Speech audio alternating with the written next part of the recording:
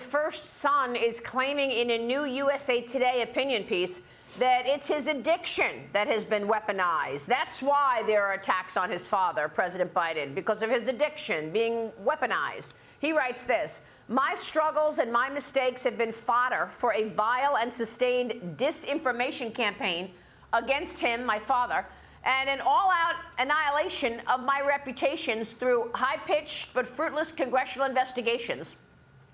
And more recently, criminals charges for possessing an unloaded gun for 11 days 5 years ago. He claims those charges appear to be the first ever of their kind to be brought in the history of Delaware." Todd, you know, it's not against the law to lie in an op-ed piece.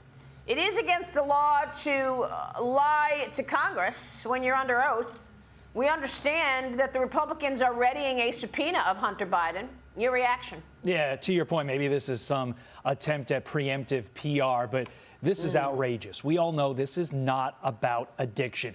It's about trying to whitewash what could potentially be the biggest foreign bribery scheme in the history of our country. And shame on USA Today for publishing this, because USA Today has somewhat of a wide readership, not necessarily the same as it did 30 years ago when I was at a hotel and they drop it at your front door. But people will read this and say, oh, it's those darn Republicans. They're trying to drag somebody through the mud, and this man's just struggling, and it's a father's love of his son that is getting that father in trouble. When we know there are receipts, many of them, that show there was a pay-to-play scheme. At some point, the Republicans will institute an impeachment proceeding because of it.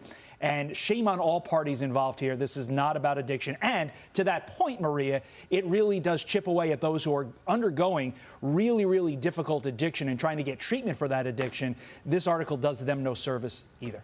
Yeah, I mean, Cheryl, they do this all the time. They try to act like it's his addiction that is the reason that the media, well, not really the whole media, but we here are focused on this potential bribery that we're talking about. Why did the Biden family accept millions of dollars from foreign entities? Why? While Joe Biden was setting up 20 shell companies while he was vice president. And why did the family get 176 suspicious activity reports? Well, and to your point, and if you follow the LLCs, and that's what James Comer is doing, obviously, in his committee and the investigation that is ongoing right now, step by step, facts and more facts before they do issue or could issue that subpoena to Hunter Biden. But, you know, one thing I found striking in the USA Today piece was, and this kind of picks up on what Todd was saying, is that, you know, he's playing the victim again. Well, the moves that his attorneys have been making, in particular with the tax charges that were against him, well, I wasn't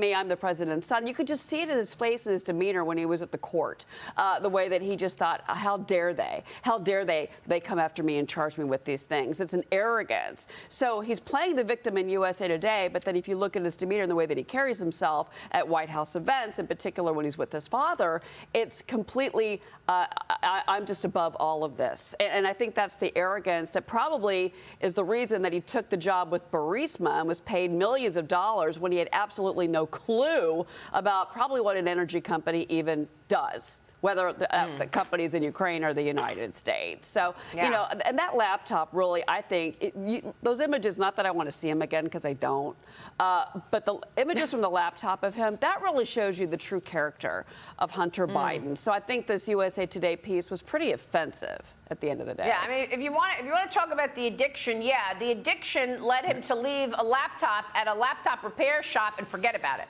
Maybe that you could tie to the addiction, leaving the laptop and forgetting about it. Everything else is just, look, we're looking at the reality of what the Oversight Committee has sent, and that is 10% for the big guy on all these checks that are going to Joe Biden.